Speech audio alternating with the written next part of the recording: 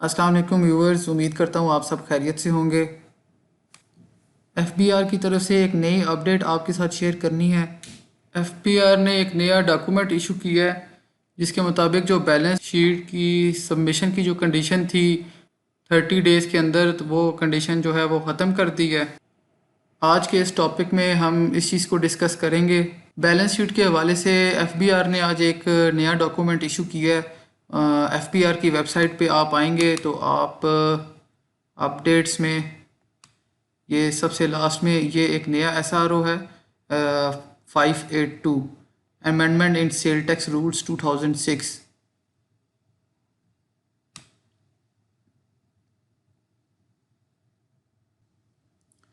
ये एक एसआरओ है जो 18 अप्रैल 2024 को इशू हुआ है। इसी तरह का एक एसआरओ सेल टैक्स के रिगार्डिंग 7 मार्च 2024 को इशू किया गया था, जिसमें ये कहा गया था कि आपने अपनी बैलेंस शीट जो है वो विद इन 30 डेज़ सबमिट करवानी है। तो इसमें इम्पॉर्टेंट चीज़ ये है कि अब इस नए एसआरओ में एक जो है वो बताया ये गया है कि आपने ये जो एसआरओ में विद इन 30 डेज़ का जो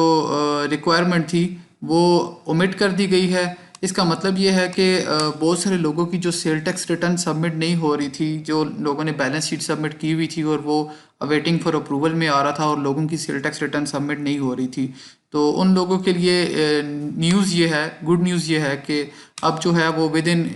1 to 2 डेज़ जो है आपकी रिटर्न सबमिट होना शुरू हो जाएगी, क्योंकि ये कंडीशन एफबीआर ने ख़त्म कर दी है बैलेंस शीट 30 डेज़ के अंदर सबमिट करवाने की। तो बैलेंस शीट को नहीं ख़त्म किया गया, लेकिन जो रिक्वायरमेंट थी कि विद इन 30 डेज़ आपने बैलेंस शीट सबमिट करनी है, उस रिक्वायरमेंट को जो है वो ख़त्म कर दिया है।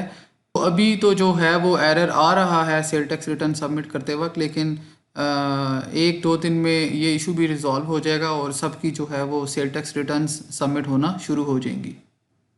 तो एक्सपेक्टेड ये है कि कुछ टाइम के बाद एक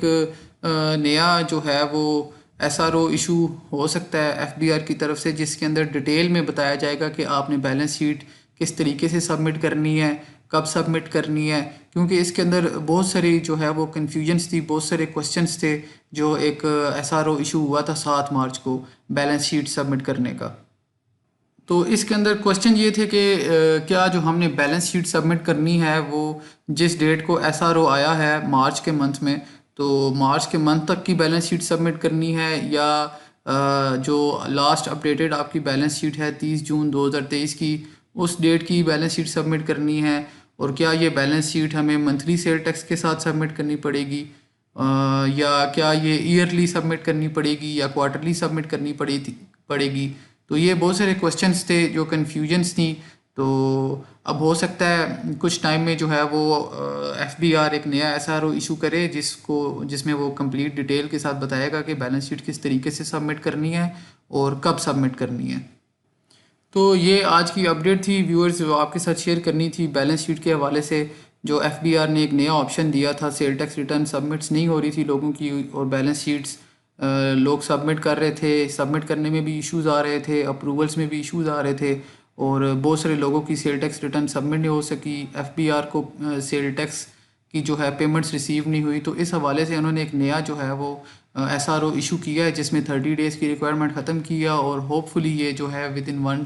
से 2 डेज़ आपकी रिटर्न्स ऑटोमेटिकली सबमिट होना शुरू हो जाएंगी।